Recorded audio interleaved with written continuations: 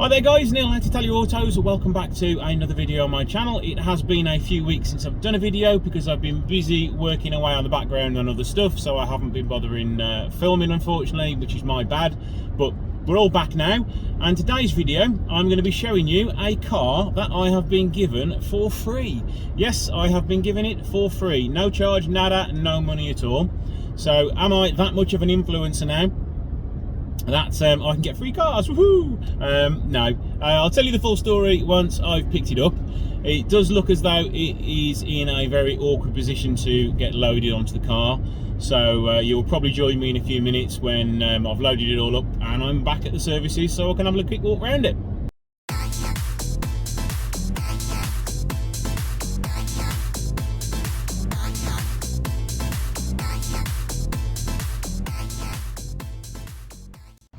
Right guys, we're at the services. Managed to get it loaded up. It took me an hour to get it loaded up. It was on a really tight street with loads of cars parked everywhere. So I had to sort of unhook the trailer, winch it out with the Jeep. So then I couldn't even get out there, so I had to tow it out with the Jeep and then put the trailer back on it and then winch it onto the trailer. Yeah, it took about an hour in total. But we got there, we're done. Let me just walk a little bit closer to the car and I will show you. So this is my new to me Punto GT. It has been sitting for over 5 years, so it is in quite a bad way. It does run. It is a one owner car. Sorry, no, it's not a one owner car, it's a two owner car. The guy owned it from when it was 8 months old, and it sat in his driveway unfortunately because he was going to restore it, but it's got a little bit of a rust problem, not as bad as mine, but it has had some welding in the past and there are loads of holes, but it's all complete. It's going to give me a lot of parts that I need for my car. It's covered, what, 92,000 miles. We've got, the door is in much better condition than mine because mine's all dented along here. Got some pretty good decent alloy wheels on it as well, but we'll see. I may go and stick with the standard ones. As I say, the engine all is complete inside there. Bonnet doesn't shut, so I've had to tie that down for now, but it should start. Give it some fresh fuel and a battery and it should go. Let me climb over and show you this side.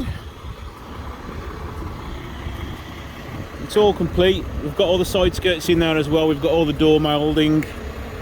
We've got the red key as well, so I'm probably going to nick the ECU set to go onto my Punto, as well as the front bumper, because the front bumper is in a lot better condition than mine. It's got performance exhaust on it, which is hanging down because it's all fell apart. The rubbers have gone, but it's looking nice and crusty under there as expected.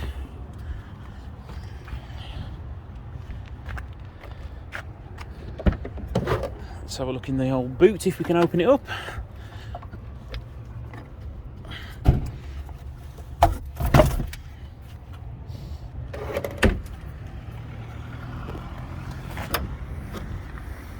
So say we've got the side skirts, all bits of trim, loads of bits which I've actually already purchased that I now don't require. So see that looking a darn sight better than mine in there, but it is rather soft there again, so I am going to push my finger through that if need be.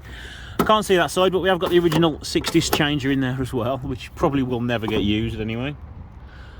But yeah, it's just rather filthy, dirty and grimy because it's not been used for so long. So what do you think about that then? A free GT, which means I now have a complete host of parts to put my GT back together. It is rusty, it is horrible and dirty, but it's going to save me a lot of time and trouble sourcing parts.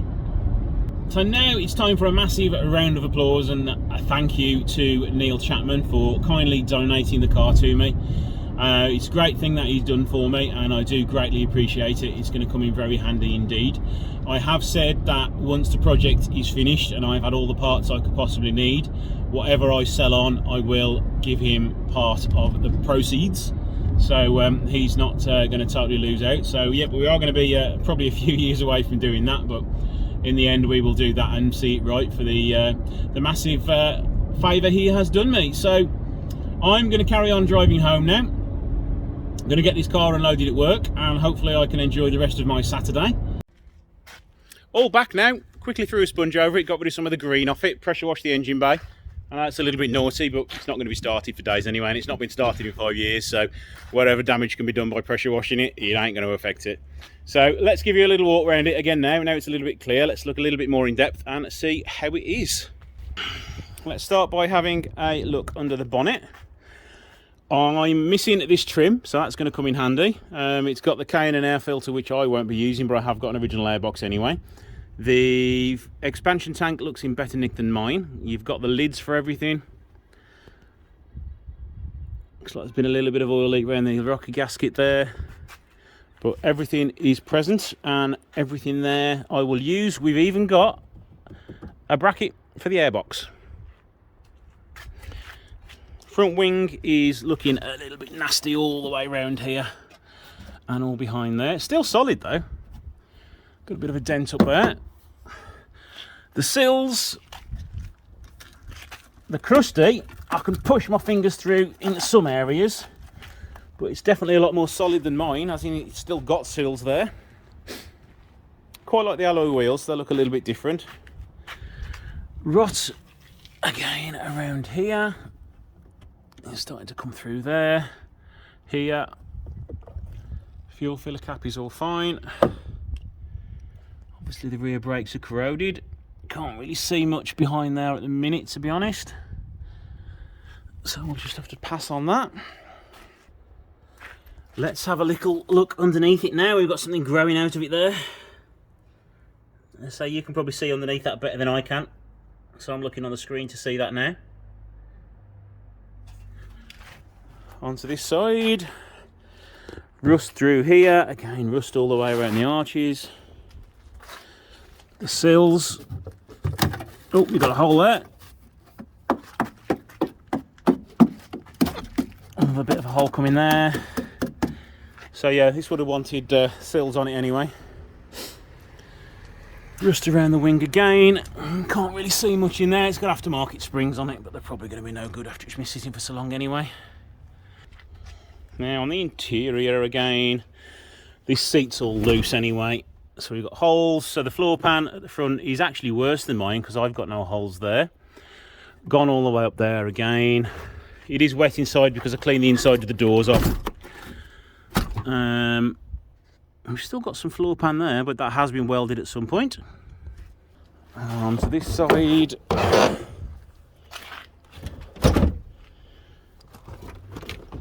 We've had a mouse living in there.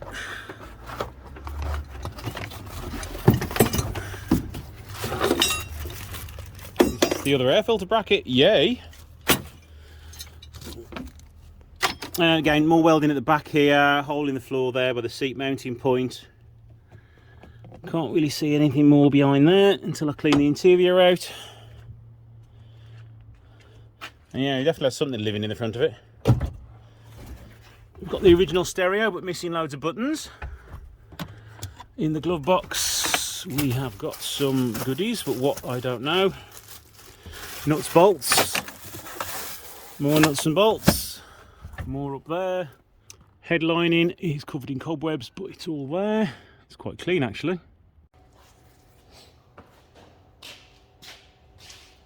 Right, it's now Monday afternoon after the weekend of collecting it. I have ordered a battery for it. We've got some nice clean oil in it. Well, it was actually in it already, I haven't changed it. Let's pop the battery on.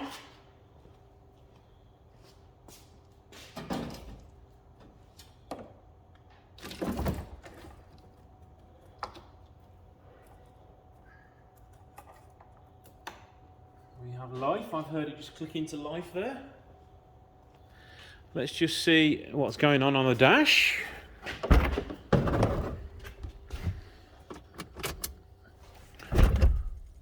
We've got everything. We have got a code light which goes on and off.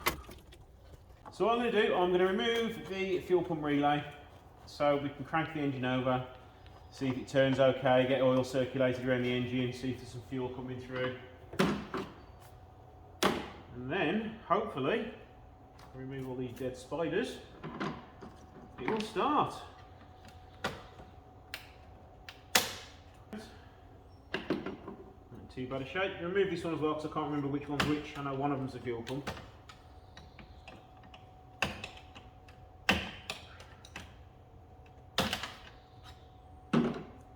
So now let's crank it over. It shouldn't start.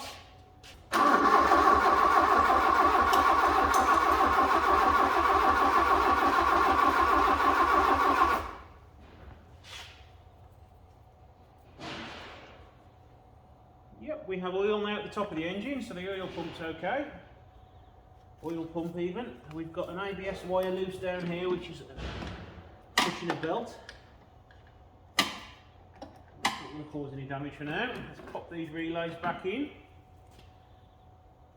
And we're probably going to be stuck with the same situation of there's no fuel.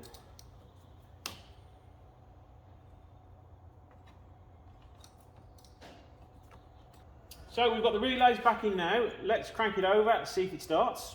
You never know, it may well do. It's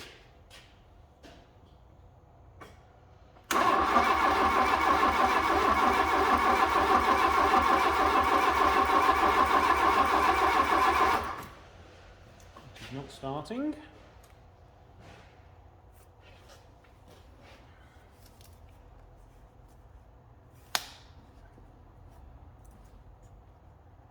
Just seems to be turning over a bit slow as well. That's for the boost gauge.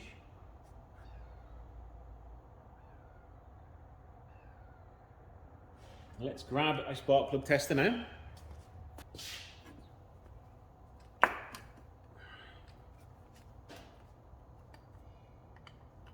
So there could be a whole host of reasons why this won't start. It's going to be bad fuel, it's going to be seized up relays, furred up fuses, relays, everything.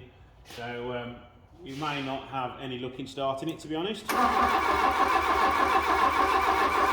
got a good spark.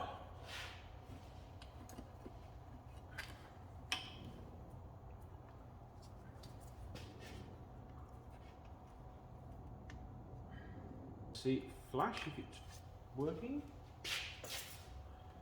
I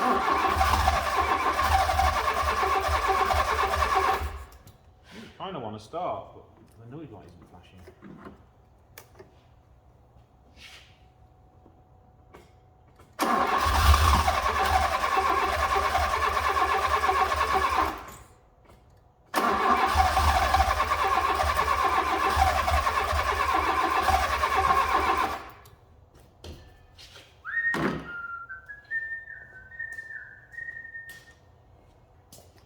It's trying to go, so it's probably just down to fuel then.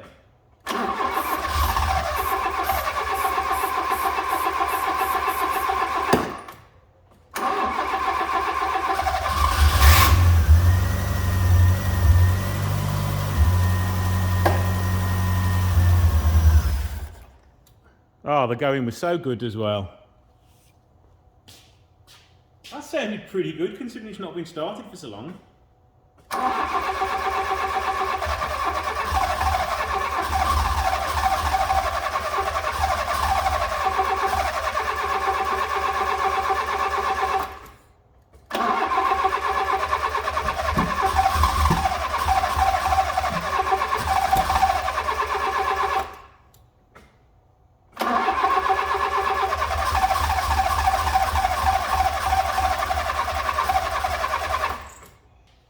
Okay, so we got it started. It did cut out again. I'm going to assume that the reason it stopped working is because it's now run out of fuel, or the fuel is dodgy. So I'm going to nip to the shop, spend an arm and a leg on a few litres of fuel, and see if we can get it going again then.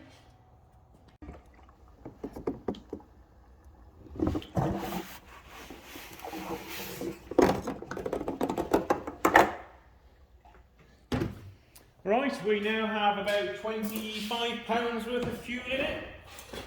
Let's see if it'll go again.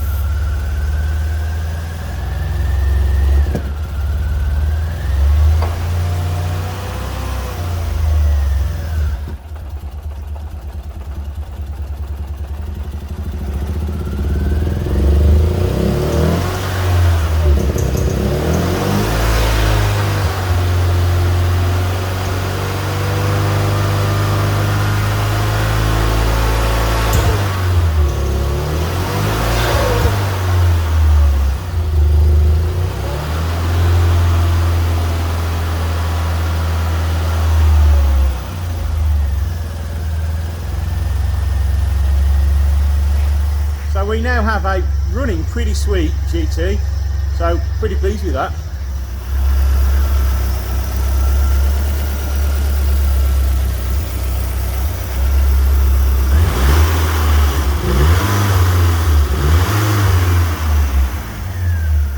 So as the going's good with this car at the minute, I'm going to leave this video here. Thanks for watching. Hopefully you've enjoyed this one. Don't forget to like, share and subscribe, and I shall see you in the next video.